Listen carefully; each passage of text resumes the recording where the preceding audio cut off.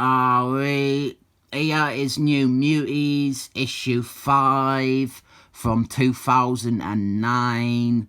It is another of the Extinction Period Excellent Men books, and this one is written by a redneck, and I think the art was done by some homeless bloke off the street, because it is some of the dodgiest and most unlikable art I have seen in an age.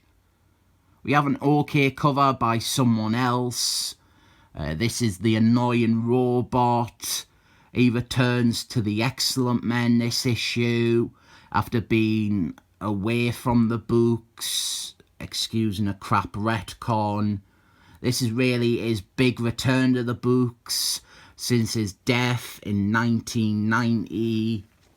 And for the first few pages, you might think I am being unfair or overselling how hideous this artwork is, because it's all the annoying robot at the start, and you didn't get to see what we are really dealing with. We have this opening scene with the annoying robot. He is being pursued by fighter jets, and then he transforms them into Borg fighter jets, and there isn't any payoff to this. And on the next page we get a good look at the standard of art. The face here is actually not that bad. Like, for a realism sort of face, this isn't bad. It looks like a believable face, but it is immediately ruined by the glasses just being a flat red. And then the writing for the majority of this issue, it is fan fiction writing up Mary Sue Moonchild. Here, Cyclist, he is fallen out himself to tell Mary Sue Moonchild that even without her mutant powers, she is just about the best darn member of the Excellent Men. And up here, we get a better look at how shitty this art is. These two faces didn't even look like the same person. Even the hair, the style of hair, it changes from panel to panel. But I think I have spent too long looking at this art, and I am at the point where it doesn't really offend or upset me as much as it does when you first see it. Like, I have gotten used to it or something. Or maybe just this bit with Cyclist at the start. It is nowhere near as bad as this. This is meant to be a teenager or a young adult. Someone no older than 21. And it looks like a 50-year-old woman who has had Botox. The head is too big for the body, and the artist's faces didn't sit on the heads right. He doesn't understand the layout of a human face or the perspectives on it. Also, this art is just especially shit. But what saves this comic from getting torn up is this badly drawn scene here. The Excellent Men, they have taken in Dr. X's son, Legend, Dan Stevens, from the telly. And they are actually trying to cure him and help him. There were a few silly ideas that this book introduced.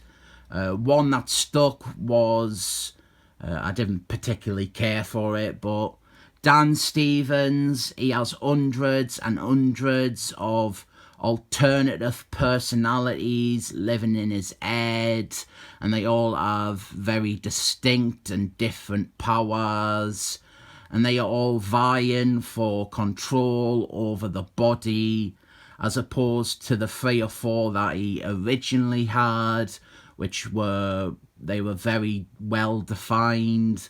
They had characteristics and personalities and powers.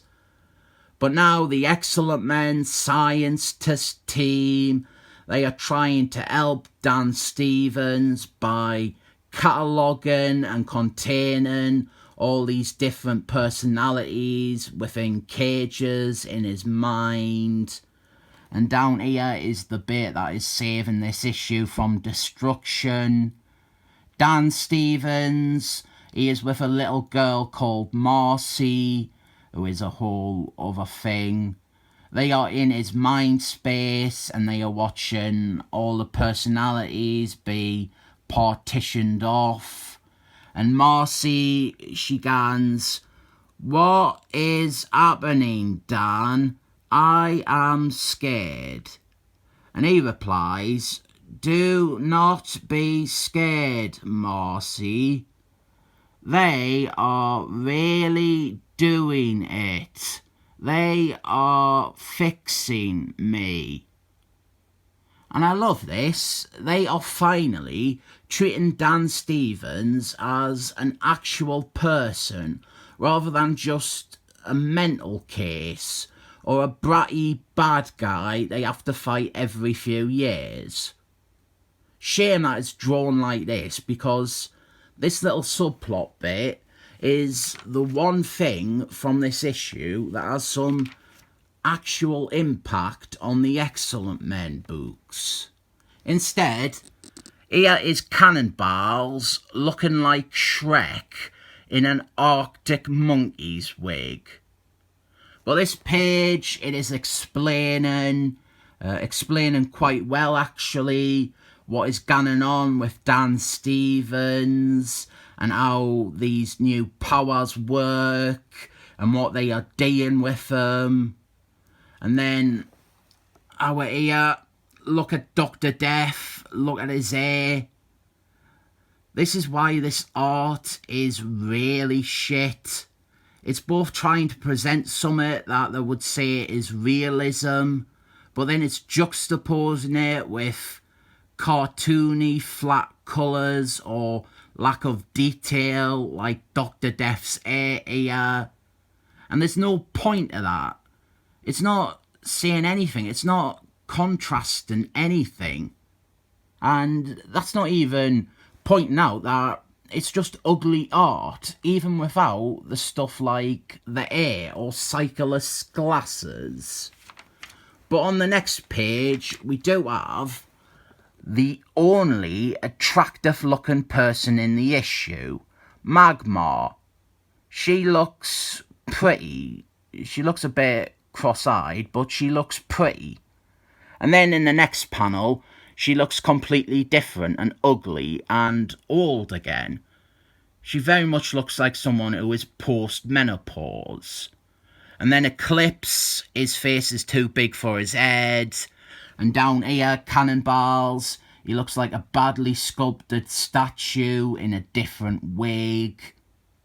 Marcy, that little girl, she was a real girl who got absorbed into Dan Stevens' mind, and now she cannot escape from it. And here is the worst scene in the comic, and maybe one of the worst scenes in any comic ever. It begins with Mary Sue Moonchild punching Cannonballs in the face. She completely decks him because she is furious that Cannonballs doesn't want her on his team, which completely makes sense. Mary Sue Moonchild, she doesn't have her powers anymore, and in the one story before this, she directly disobeyed Cannonballs' orders. It totally makes sense that Cannonballs would not consider her for his team. But she punches him in the face and then tells him off for being such an insensitive prick. And this whole scene, it is her asking Cannonballs to punch her in the face. I am not changing stuff or altering the facts. She is really telling him to punch her in the face and then bitching at him for not punching her in the face because she says he is treating her with kid gloves on because she doesn't have her mutant powers anymore. And look, it is one of Will Ferrell's hilarious, loud comedy characters who gets a whole film despite being unable to entertain anyone for longer than a minute. And this scene, this terrible scene, it ends with Cannonballs being forced to let Mary Sue Moonchild be on his team, despite the fact that she is powerless and insubordinate. And his reward for this is being punched in the face again. And then she gans to punch him in the face again, and he blocks her this time. And then Cannonballs punches her in the face, and she tells him off for it. Garbage. I didn't recommend this comic. It is honestly annoying. It is annoying to read. This is what happens when you have a franchise that is sadly forever marred and defined by the creative input of Krista the Clairvoyant. A teen book that is just obsessed with the same female character or characters, even when they lack mutant powers or they are flat out wrong or being horrid.